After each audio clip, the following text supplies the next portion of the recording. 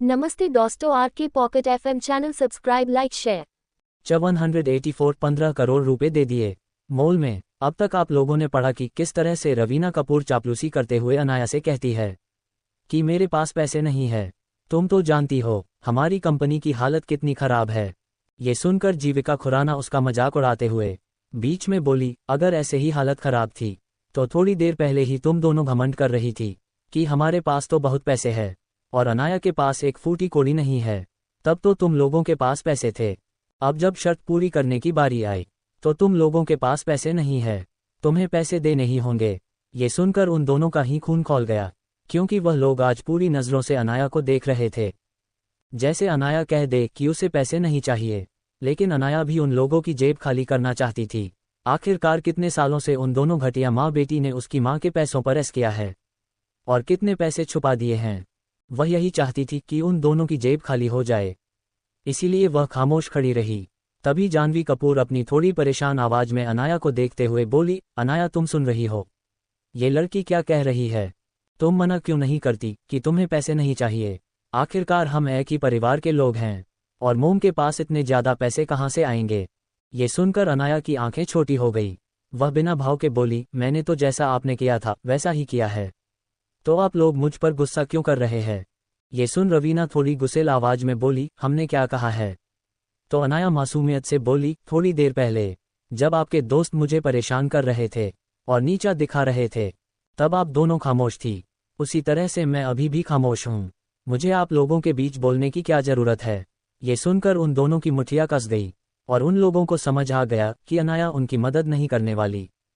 तभी जीविका खुराना नाखुश आवाज में बोली, क्या अभी भी तुम पैसे नहीं चुकाना चाहती? जीविका की बात सुन उन दोनों माँ बेटी के दिल में आग जल उठी। उन दिनों की इतनी बेइज्जती कभी नहीं हुई। नफरत और गुस्से से रवीना को मुठिया कस गई। न चाहते हुए भी रवीना कपूर ने अपना कार्ड आगे करते हुए बोली, इसमें 15 करोड़ है, बस मेरे पास इतने ही है और पैसे नहीं है। तभी जीविका खुराना भारी आवाज में बोली, 20 करोड़ तो देने ही होंगे। भले ही आप इस ईयरिंग की कीमत ना दे, लेकिन इस ब्रेसलेट जितनी कीमत तो देनी ही होगी।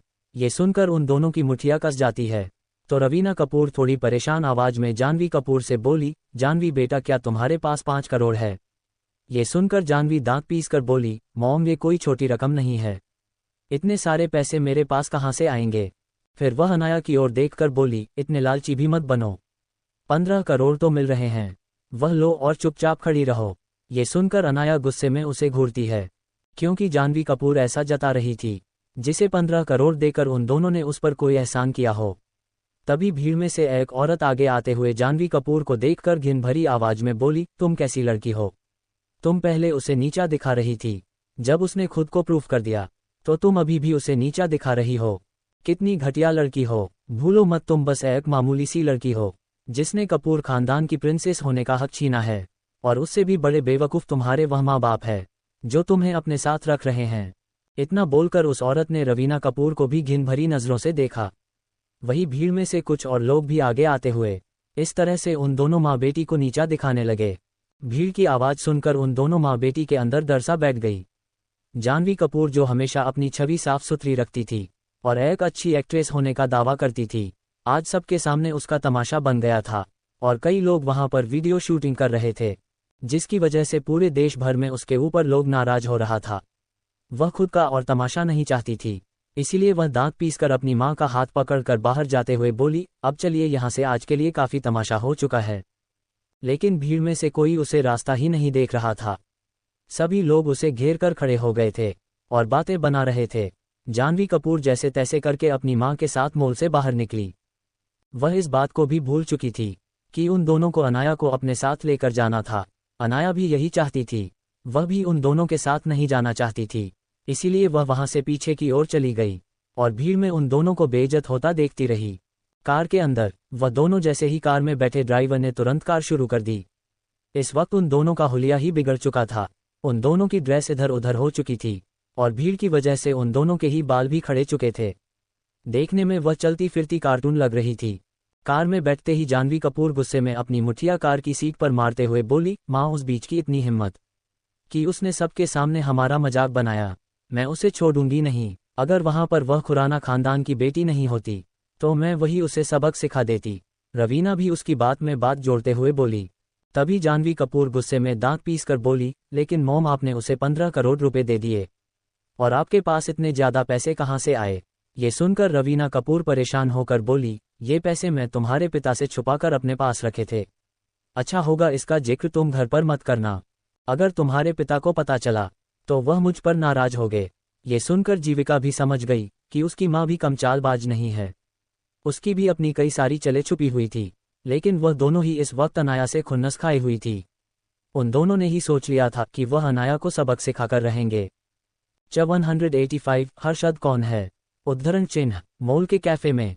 दूसरी ओर मॉल के एक कैफे में जीविका खुराना हंस रही थी और अनाया की कंपनी एंजॉय कर रही थी।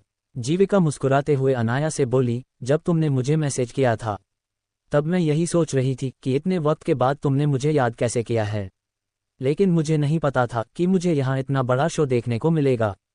अनाया मुस्कुरा कर बोली, शुक्रिया जीविका दी, आपने मेरी मदद की। जीविका उसका सर सहलाते हुए बोली, कोई बात नहीं, तुम मेरी छोटी बहन की तरह हो और तुम्हें शुक्रिया कहने की जरूरत नहीं है। वैसे भी अगर मैं तुम्हारी मदद नहीं करती तो हर्षवर्धन रावत मेरी जान निकाल देते। ये सुनकर अनाया भी मुस्कुराने लगी और वह भी अपने हैंडसम हब्बी के बारे में सोचने लगी, जिसकी आवाज़ उसने काफ़ी वक्त से नहीं सुनी थी और ना ही उसे मिली थी। वह दिल ही दिल में यही चाहती थी कि काश हर्षवर्धन उसे मिलने आए, लेकिन अभी वह पॉसिबल नहीं था। तभी दो जोड़ी हाथों ने अनाया की आंखें पीछे से ठग दी और कुछ कदमों की आवाज़ आए और अनाया को ऐसा महसूस हुआ कि कोई उन्हीं की टेबल पर अभी अभी आया है। ये सब कुछ सुनकर पहले तो अनाया थोड़ी डर गई, लेकिन अपनी सुपर मेमोरी की वजह से उसे पता चल गया कि ये किसका परफ्यूम है। वह समझ गई कि यह कौन हो सकता है, इसीलिए वह मुस्कुराकर बोली, राधिका बंसल। अनाया के मुंह से अपना नाम सुनकर राधिका चहकती हुई आवाज में बोली, आपने मुझे पहचान लिया, लेकिन मैं आपसे नाराज हूं। इतना बोलकर वह मुंह फुलाकर बैठ गई। उसने तो जीविका खुराना को भी ग्रेट नहीं किया।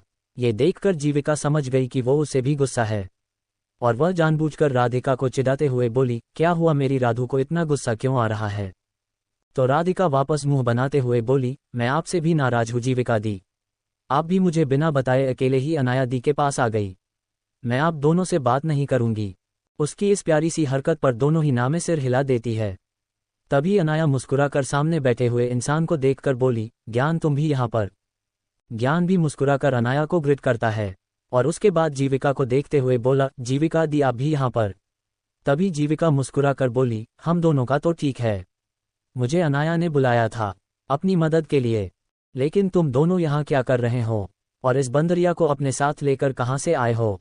ये सुनकर ज्ञान नाम में सिर हिलाते हुए बोला, मैं इसे लेकर नहीं आया, ये बंदरिया मुझे कॉलेज से यहाँ लेकर आई है क्योंकि इसने लाइव आपका झगड़ा देखा और इसे उन दोनों माँ बेटी पर गुस्सा आ रहा था और वह अपनी भड़ास निकालना चाहती थी, इसलिए यह मुझे कॉलेज कैंपस से उठाकर सीधे यहाँ ले आए। ये सुनकर वह दोनों ही मुस्कुराकर राधिका को घूरती है, जैसे राधिका का बचपना कुछ ज्यादा ही हो रहा है। उनकी ऐसी शक्लें देख अब तक राधिका भी अपना गुस्सा भूल चुकी थी।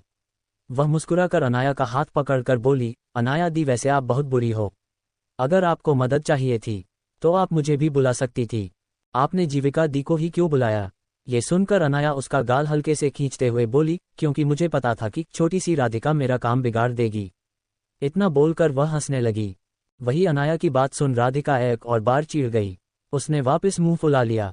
तभी जीविका सीरियस आवाज में बोली, ये बात तो ठीक है अनाया, लेकिन मुझे अभी भी लगता है तुम्हें वहां नहीं रहना चाहिए। वह लोग ठीक नहीं है और तुम्हारी वजह से हम सब भी चिंता में रहेंगे और हम भी तुम्हें बार बार मिल नहीं पाते। अनाया मुस्कुराकर उन तीनों को देखकर आश्वासन भरी आवाज में बोली, चिंता मत करो, बस कुछ वक्त की देर है, मुझे उन लोगों से कुछ जानकारी चाहिए, उसके बाद मैं खुद अपने हाथों से उन लोगों को बर्बाद कर दूंगी। ये सुनकर वह दोनों ही चैन की सांस लेती है। तभी वहां बैठे हुए ज्ञान का फोन बजता है।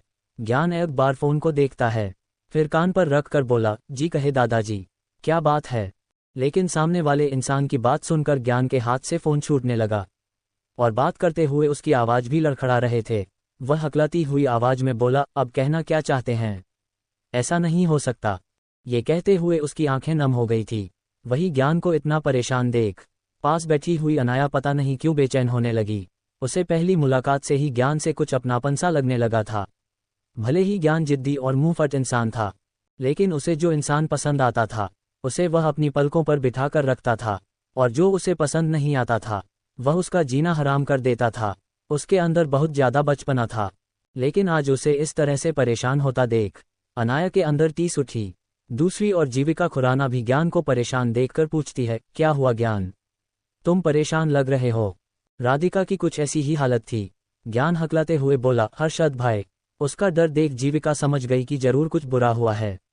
वह उसे देखते हुए शांति से बोली, साफ साफ बताओ बात क्या है, और इतना परेशान मत हो। तो ज्ञान हकलाते हुए बोला, हर्षद भाई वह बहुत ज्यादा घायल हुए हैं, मुझे अभी जाना होगा। ये सुनकर पता नहीं क्यों लेकिन अनाया भी बेचैन हो गई। हालांकि उसे नहीं पता था कि हर्षद कौन है, लेकिन इतना तो समझ आ गया था कि वह ज्ञान का भाई है। वैसे तो अनाया इतनी महान डॉक्टर होने के बाद भी कभी आगे चलकर किसी का इलाज नहीं करती थी। वह हमेशा लोगों से छुपती रहती थी, क्योंकि उसकी आइडेंटिटी काफी स्पेशल थी। लोग हमेशा उसे इलाज करवाने के लिए कुछ भी कर गुजरने को तैयार रहते थे। इसीलिए वह हर जरूरतमंद इंसान की मदद करने की कोशिश करती थी। जिसके पास डॉक्टर के पैसे अफोर्ड करने के फीस नहीं होती थी, वह ज्यादातर अमीर लोग और इन्फ्लुएंसर लोगों से दूर रहती थी। शिवाय तब तक वह उनके नज़दीक नहीं जाती थी जब तक बात बहुत ज्यादा कॉम्प्लिकेटेड ना हो। लेकिन आज वह खुद को रोक नहीं पाए और ज्ञान से बोली, ठीक है चलो हम लोग भी चलते हैं।